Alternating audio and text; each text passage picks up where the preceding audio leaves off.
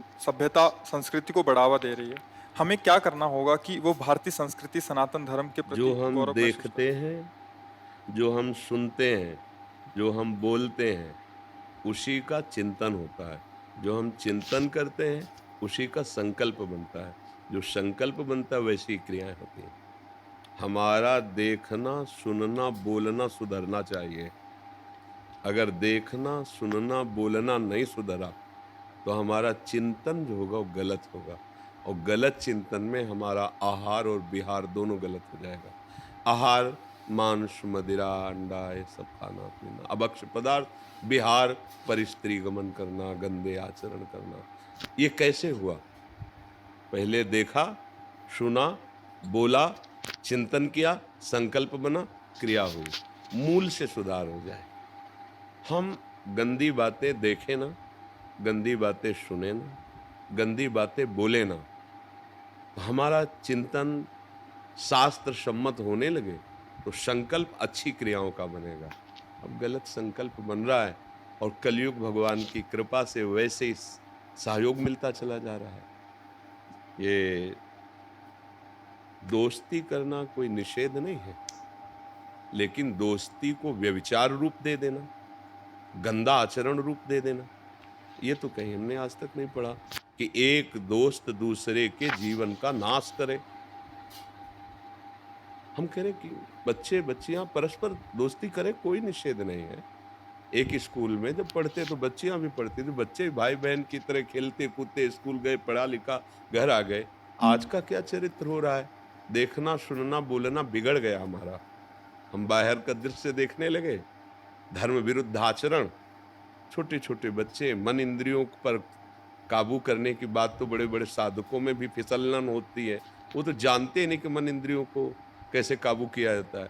अब मोबाइल का जमाना है, जो चाहो सर्च करो, देखो, फिर वैसे ही वार्ता, फिर वैसे ही सुनना, उसके इतने बॉयफ्रेंड, उसके इतने गर्लफ्रेंड, और फिर वही चिंतन, वही आचरण। अब बदल गया जीवन।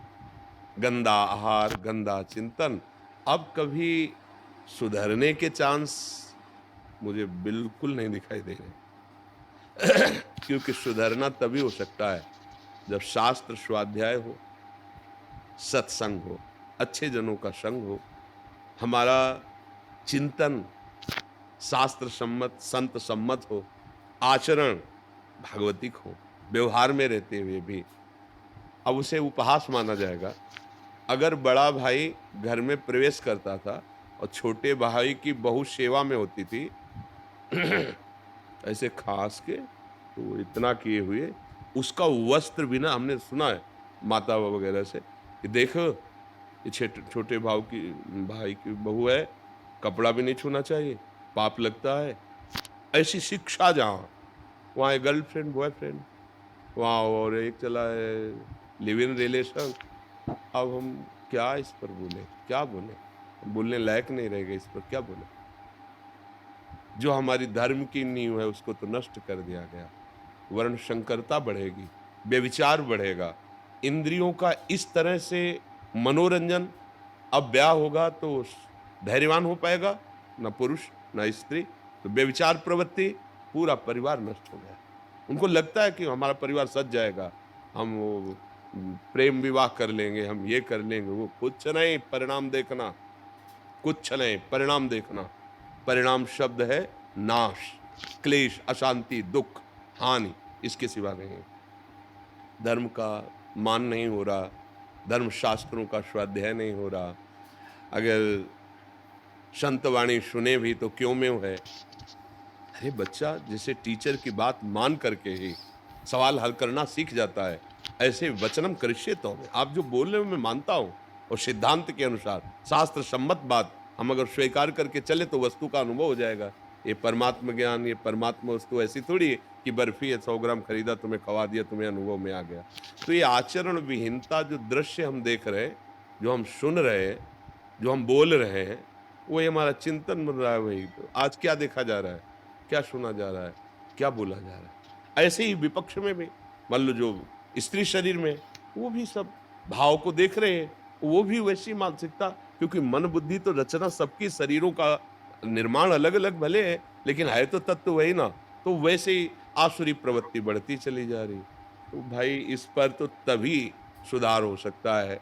काफ़ी ऐसे नवयुवक भाई हैं जो सुधरना चाह रहे हैं और सुधर रहे हैं। अगर वो संत वाणी सुने, शास्त्रों का स्वाध्याय करें, थोड़ा संयम नियम से चलें, तो सुधार हो सकता है, अन्यथा नहीं हो सकता, नहीं हो पाएगा। अब आज शराब तो एक ऐसे घर-घर चल पड़ी है, हमारे समय में गाँव में अगर कोई एक शराब पीता था तो 50 लोग उसकी निंदा है, शराब पीता है। अब घर-घर में पिता पुत्र गिलास लड़ा के पी रहे तो रोके कौन? अच्छा, शराब का मतलब है बुद्धि को मलिन कर देना, बुद्धि का मलिन हो जाना।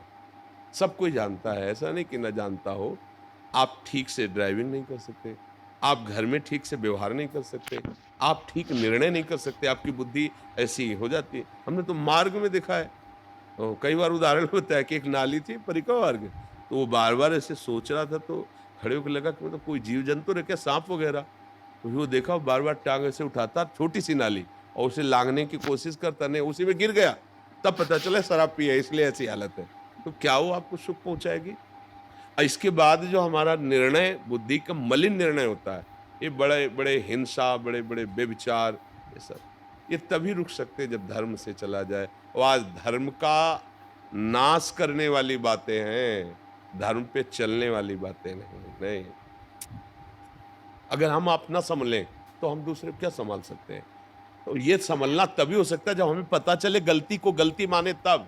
हम गलती को गलती नहीं मान रहे ना, गलती को मनोरंजन मान रहे हैं। आज के बच्चे कहते हैं हम स्वतंत्र हैं, बच्चे-बच्चियाँ, हम जो चाहेंगे करेंगे। तो मम्मी-पापा हो ब ठीक है, इतना ठीक है, अब हम अपनी ज़िंदगी देख लेंगे।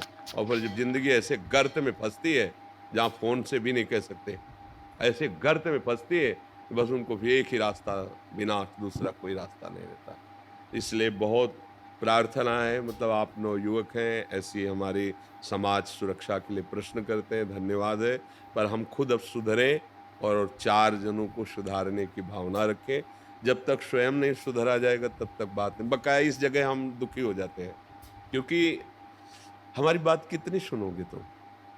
लेकिन मोबाइल जेब में है, उसकी बात तुम ज़्यादा सुनोगे, और उसमें जो कुछ सर्च करो अभी देख लो, एक क्षण में देख लो। सोचो, जिन दृश्यों के देखने से वो राक्षसी भाव बढ़ जाता है, उन्हीं को बच्चे ज़्यादा पसंद करेंगे। संत या भगवंत की चर्चा ये थोड़ी ज़्यादा पसंद करे, ये तो वो सात्विक बुद्धि वाला पसंद करेगा। अब उनको सुनाओ हाँ, अगर उनको बताओ कि भाई ये सत्संग आप सुनो जब आपके विकार आवे, तो वो सत्संग में वो विकार बढ़ाने वाली बात देखेंगे, तो वो तन्मयता होती, फिर जो हम सुनते हैं ना, वही हमें करने की इच्छा होती है। तो फिर भ्रष्ट आचरण अब कैसे करें? जब तक भगवान नाम नहीं, भगवद आश्रय नहीं, अच्छा भोजन नहीं, कैसे हो सकता है?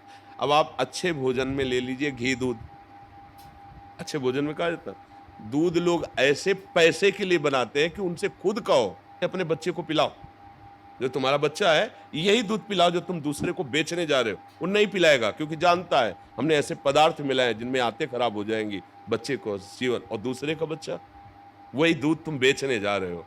घी, अभी हमें परसों किसी ने दिखाया, एक छोटी फैक्ट्री पकड़ी गई, वो सब बैठे हुए इसको दिखाए, नाम वो 3-4 घी के नाम ले रहे थे, उनके पैक रखे हुए थे, और उसकी सामग्री घी बनाने वाली रखी हुई थी, घृणित चर्बी, ये वो। तो उससे पूछते थे कितने में बेचते हो? तो कहता 400 रुपया किलो। बनता कितने में? बोले 25 रुपया किलो।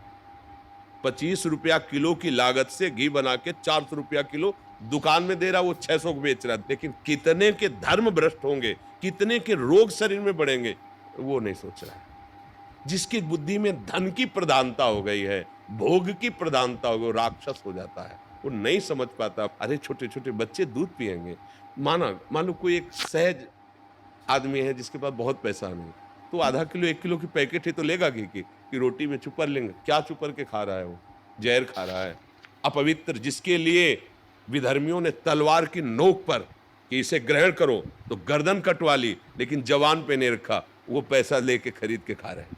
कैसे, मतलब इस विषय पर कैसे बोला जा सकता है? जब तक अपने लोग सुधार ना करें, हमारा समाज धन को प्रधान रख करके भ्रष्ट होता चला जा रहा है, भोगों को प्रधान रख करके भ्रष्ट होता चला है। जहां धन की प्रधान बुद्धि रखी जाएगी, भोगों की प्रधान बुद्धि रखी है, वहां राक्षसी बुद्धि आ जाती है और राक्षसी बुद्धि कुछ भी करवा सकती है। आप देख रहे हो ना, उसी को कहा जाए कि तू अपने बच्चे को पिला ये दूध जो बना के बाजार में बेचने जा रहा है, वो नहीं पिलाएगा, क्योंकि जानता मैंने ऐसा ऐसा कि इसमें केमिकल मिलाया है। फिर दूसरों के बच्चों की हालत क्या होगी? उसी को खवाओ घी जो बना रहा है, वो नहीं खाता, वो तो केवल बेचता है पैसे के लिए। ये सब बड़ा विचित्र है। भगवान कृपा करे, सबकी बुद्धि शुद्ध हो, नाम जप करे तभी समझ में आएगा।